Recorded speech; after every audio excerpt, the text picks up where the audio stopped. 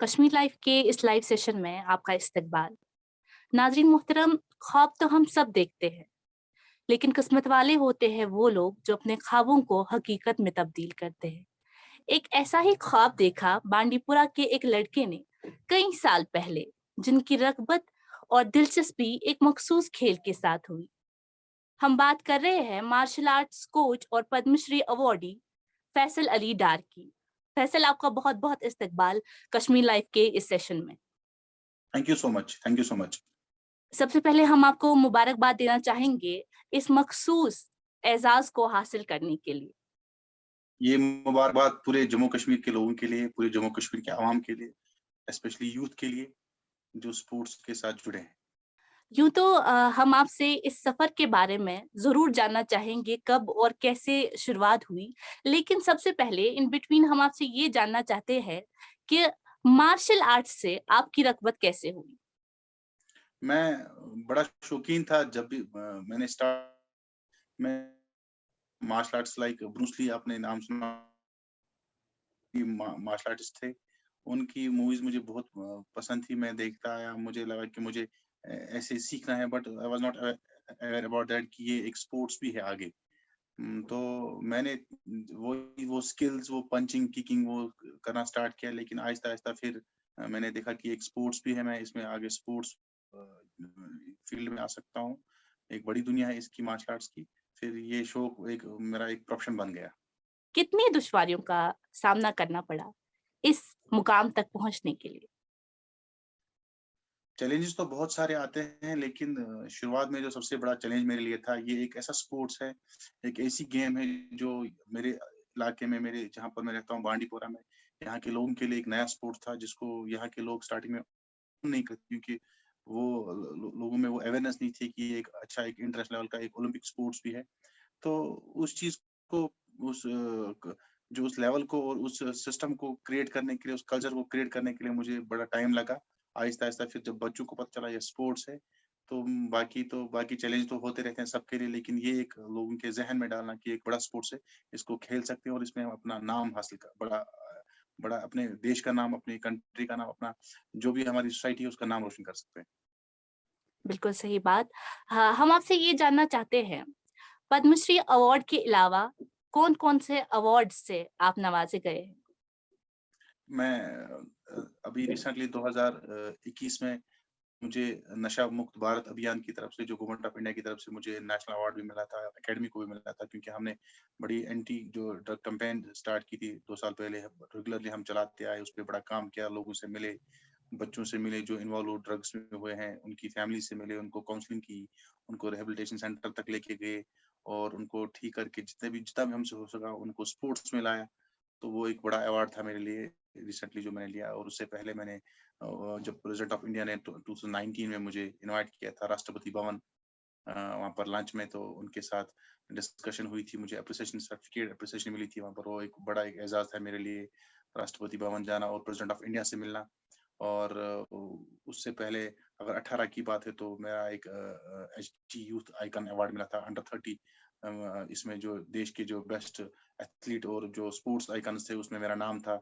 Luckily आज जो Padmashri awardee जो हमारे नीरज चोपड़ा जो वर्ल्ड ओलंपिक मेडलिस्ट है, एथलेटिक्स के जेवलिन के, तो वो भी उस लिस्ट में उनका नाम भी था उस वक़्त, और मैं भी था उसी पैनल में। तो अल्हम्दुलिल्लाह आज उनको भी पद्मश्री मिला है और रब्बुल आलमीन ने मुझे भी इस इज़्ज़त से नवाज़ा। मैं बड़ा शुक्रगुज़ार हूँ रब्बुल आलमीन का। तो ये दूसरा अवार्ड वहाँ पर मुझे मिला। और उससे पहले मुझे नेशनल अवार्ड और एक मिला था, जो कि B R Ambedkar national award मुझे स्पोर्ट्स डेवलपमेंट एंड पीस पे मिला था। तो बहुत सारे ऐसे अवार्ड्स हैं रिसेंटली, मतलब जहाँ-जहाँ मैं जाता हूँ तो लोग अवार्ड्स के बारे में पूछते हैं। कश्मीर सेवियर्स 2014 में मुझे अवार्ड मिला, जो कि जब फ्लड्स आए थे मैंने बड़ा काम किया था, उसमें मेरी पूरी टीम ने, मेरे एकेडमी के इंस्ट्रक्टर्स मेरे साथ जुड़े, बच्चे जुड़े, जिन्होंने एक साथ हमें मिलके एक टीम बनाई और लोगों को उस वक़्त बड़ी मदद की और लोगों की हेल्प की, जिससे मुझे एक स्टेट लेवल का एक बड़ा अवार्ड भी मिला था। और 2017 में मेरा नाम फोर्ब्स में आया था, फोर्ब्स एशिया मैगज़ीन में, वो बड़ा ऑनर मेरे लिए था, एक स्पोर्ट्स एंटरप्रेन्योर, उसके लिए बड़ा वो एज़ाज़ मुझे मिला, जो कि एशिया में बेस्ट जो इन्होंने एंटरप्रेन्योर्स निकाले थे डिफरेंट फील्ड से, और स्पोर्ट्स में मेरा नाम आया था भारत से। तो वो मेरे लिए बड़ी फ़ख्र की बात है अल्हम्दुलिल्लाह।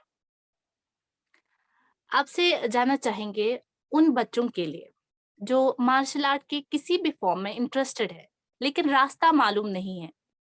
आप क्या अभी इस माध्यम से हम आपसे जानना चाहेंगे कि वो इस रास्ते पे वो कैसे आ सकते हैं और अपनी जगह वो कैसे बना सकते हैं? देखिए, अली स्पोर्ट्स अकेडमी जो मैंने अकेडमी बनाई उसमें सिर्फ़ अब मार्शल आर्ट्स ही नहीं रहा, उसमें अराउंड 18 स्पोर्ट्स हमने इंट्रोड्यूस कराए क्योंकि हर एक बच्चा मार्शल आर्टिस्ट नहीं बन सकता। मैंने कोशिश की जितने भी नए स्पोर्ट्स है उस एकेडमी में मैंने इंट्रोड्यूस कराए और कोशिश किया कि उन बच्चों को सही ट्रेनिंग मिले और ट्रेनिंग करने के बाद उनको जब भी कोई चैंपियनशिप होती है स्टेट या नेशनल लेवल की चैंपियनशिप उनको वहाँ जाने का मौका मिले क्योंकि जब तक ना सीखेंगे बच्चे सही तब तक हम नहीं जा पाएंगे। और मेरी एकेडमी का मकसद ये है हम बच्चों पे पहले ट्रेनिंग पे फोकस करेंगे और ट्रेन करके हम बच्चों को प्रेजेंट करेंगे अच्छे प्लेटफॉर्म पे।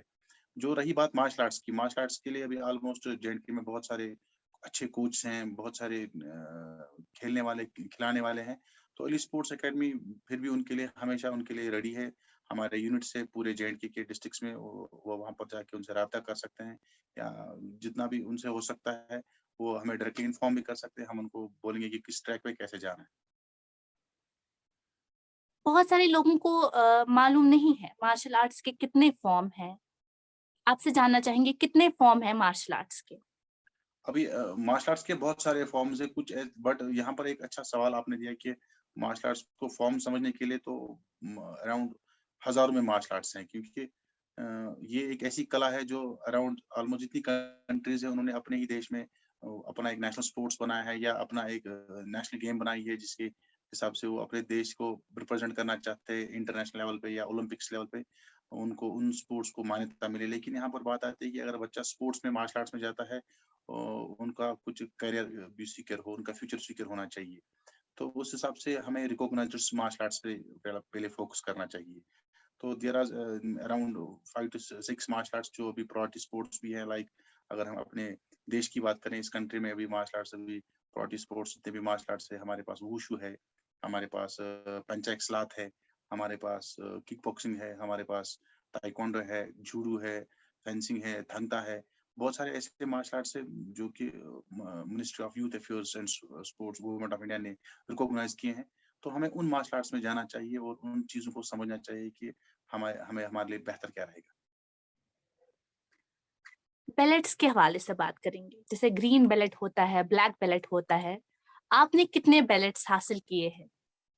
और इनकी क्या अहमियत रहती है? किस बेलेट की क्या अहमियत होती है इस आर्ट में? मैं ये इसको हम ग्रेडिंग बोलते हैं अगर कोई मार्शल आर्टिस्ट किसी भी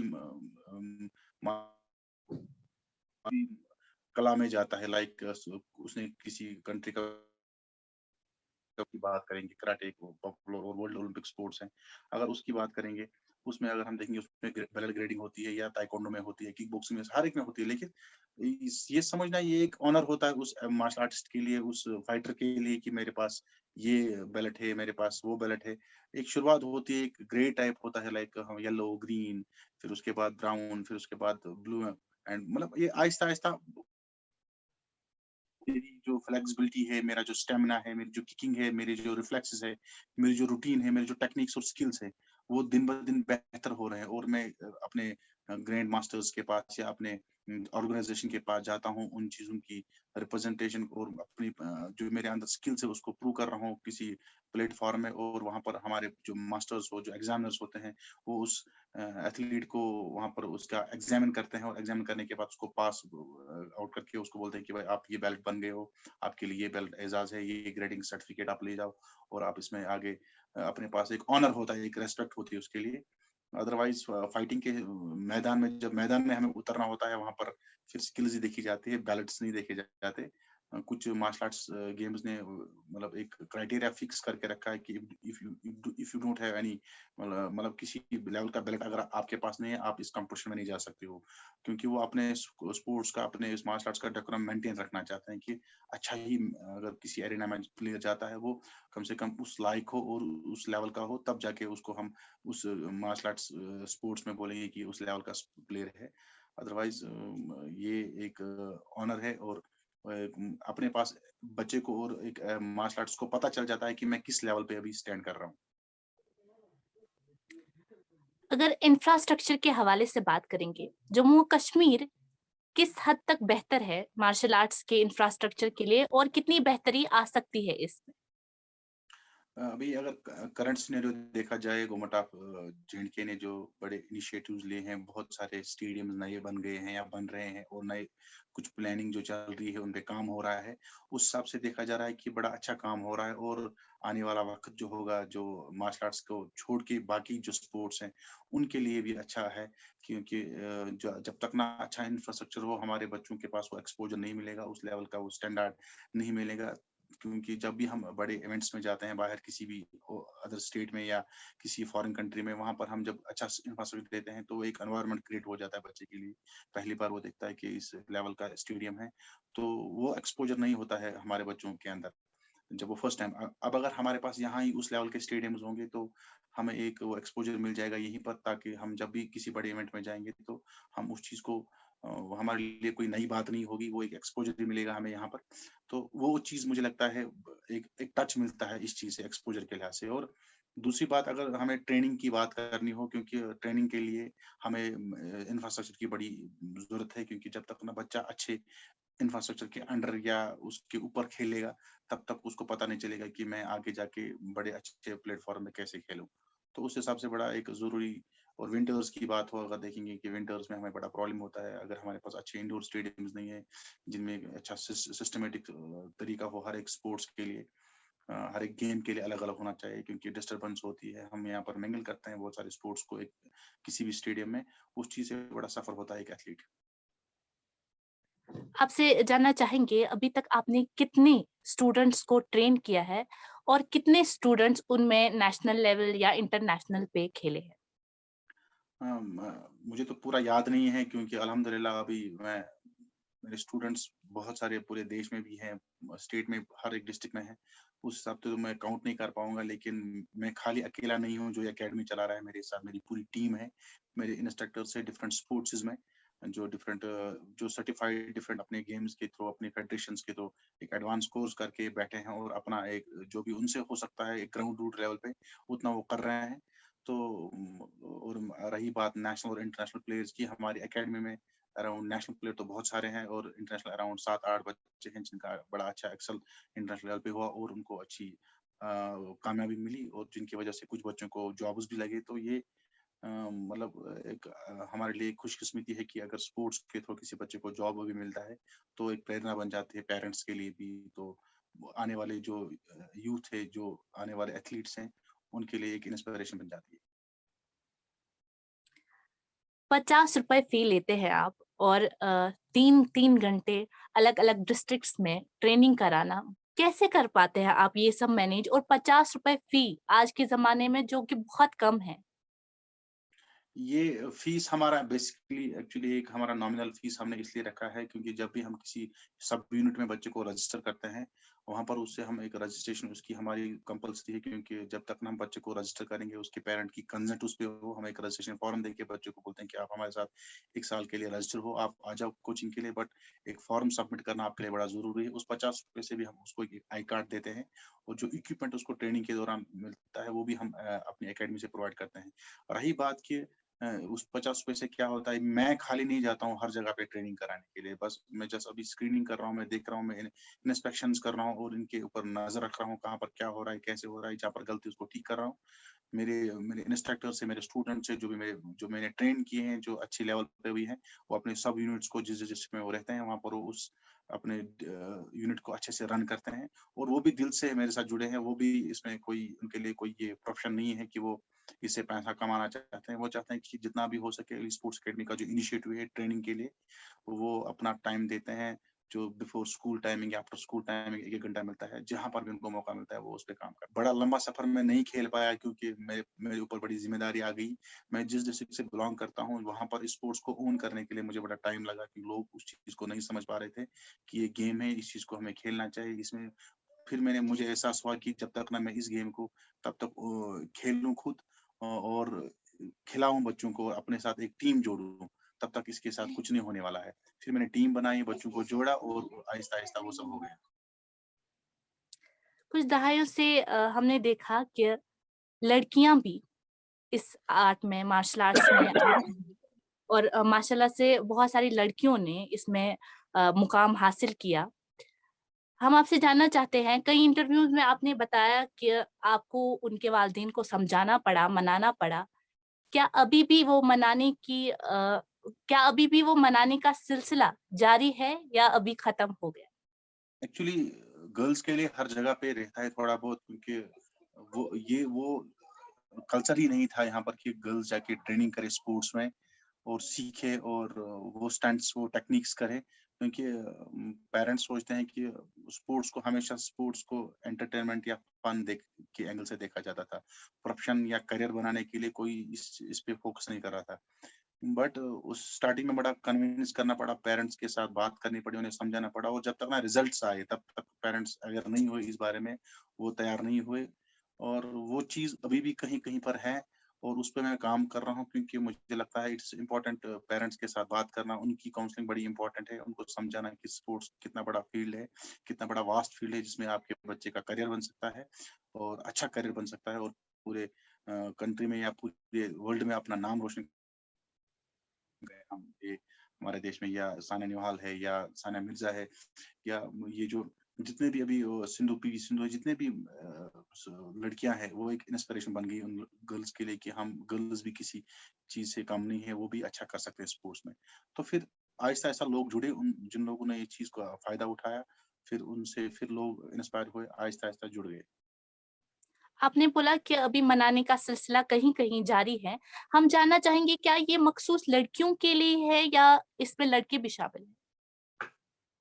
ज्यादा लड़कियों के लिए प्रॉब्लम होती है, लड़कों के लिए एक ही चीज का मसला आता है, क्योंकि पेरेंट्स अवेयर नहीं है इस चीज के बारे में कि स्पोर्ट्स से देखते हैं कि कुछ गेम्स पे कन्फाइंड है लोग, क्योंकि क्रिकेट, फुटबॉल और वॉलीबॉल ये कुछ मेजर स्पोर्ट्स हैं जिनकी वजह से पेरेंट्स समझते हैं कि खाली खेल से फिर क्या मिलता है, इनको क्या होता है, ये तो दरबदरी है, कोई टाइम पास है, कुछ होता नहीं, सिर्फ पढ़ो, पढ़ाई में कुछ आप अफसर बन सकते हो। लेकिन अगर आप स्पोर्ट्स करोगे, स्पोर्ट्स का बेनिफिट आप उठा सकते हो पढ़ने में भी। आपको बड़ी स्कॉलरशिप्स मिल सकते हैं, आपको बड़े कॉलेज में, बड़ी यूनिवर्सिटीज़ में एडमिशन्स, जितने भी कॉम्पिटिटिव एग्ज़ाम है, अगर आप स्पोर्ट्स के आपके पास अच्छा कोटा है, आपके पास अच्छी नेशनल लेवल की सर्टिफ़िकेट्स है, आप उसके थ्रू अप्लाई कर सकते हो, आपको बेनिफिट मिल सकता है। इवन आपको जॉब भी मिलेगा, क्योंकि रिसेंटली मैंने बोला स्पोर्ट्स पॉलिसी जम्मू कश्मीर ने लॉन्च की, जिसका बड़ा फ़ायदा उठा सकते हैं बच्चे। तो ये अवेयरनेस बड़ा इम्पोर्टेंट है, लोगों से मिलना, उन लोगों के बारे में उनको ये बताना कि स्पोर्ट्स से कितना फ़ायदा है। खाली एथलीट अगर नहीं, आप अच्छा कोच बन सकते हो, अच्छा एक एक फिजियो बन सकते हो, एक मेडिसिन में जा सकते हो, आप मतलब इतने एक अच्छा फोटोग्राफर बन सकते हो। तो ये लाइक जब हम कोई इवेंट, बड़ा इवेंट देखते हैं, किसी भी इंटरनेशनल लेवल का इवेंट, हम क्रिकेट या फुटबॉल की बात करते हैं, हम खाली टीवी पे देखते हैं, इतना बड़ा मजेदार, शानदार, जिसे मजा आता है, लेकिन उस इवेंट को क्रिएट करने के लिए, ऑर्गेनाइज करने के लिए एक बड़ी टीम होती है। तो वो सारी टीम जब जुड़े तो वो सारे स्पोर्ट्स पर्सन ही होंगे, नेचुरली उन लोगों ने कहीं ना कहीं तो खेला ही होगा।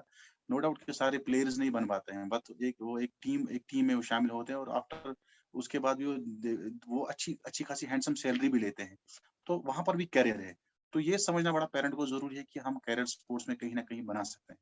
तो कैरियर की वजह से पेरेंट्स सपोर्ट नहीं करते हैं, कहीं पर कुछ कंजर्वेटिव के माइंडेड के लोग भी होते हैं जो उस एंगल से देखते हैं कि लड़की है भाई क्यों छोड़े। तो स्टार्टिंग में नेगेटिव है, तो उस एंगल से मैं कुछ बोलूंगा नहीं। बट वो चीज़ भी कहीं पर नज़र आती है और आहिस्ता-आहिस्ता, बट उस पे भी इंशाल्लाह हम काम कर रहे हैं, जितना अच्छा हो सके, जिस बच्चे के अंदर टैलेंट है, उनको हम कर रहे हैं कोशिश कि वो अच्छा, उनका जो उनका हक है उनको मिले। आपसे जानना चाहेंगे उन बच्चों के लिए जो इंटरेस्टेड है और कई दुश्वारियों का सामना कर रहे हैं, चाहे उनके वालिदैन नहीं मान रहे या कुछ और, उनके लिए क्या मैसेज रहेगा आपका?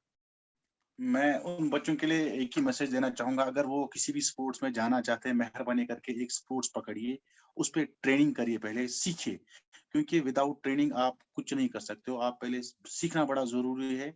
ठीक है, आपके पास अल्लाह ने कोई स्किल अच्छी दी होती है naturally, but it doesn't mean कि यू कैन कम्पीट, आप किसी बड़े प्लेटफ़ॉर्म पे उसका उसका फ़ायदा उठा सकते हो। ठीक है, हो सकता है कभी लक, लेकिन जब तक ना आप रूल्स, रेगुलेशंस और सीखोगे और पूरा प्रॉपर्ली तैयार हो जाओगे और अपने साथ एक एक्सपीरियंस जोड़ो। कोशिश करो अर्ली एज में स्पोर्ट्स को जॉइन करना, जितना अर्ली हो सकता है।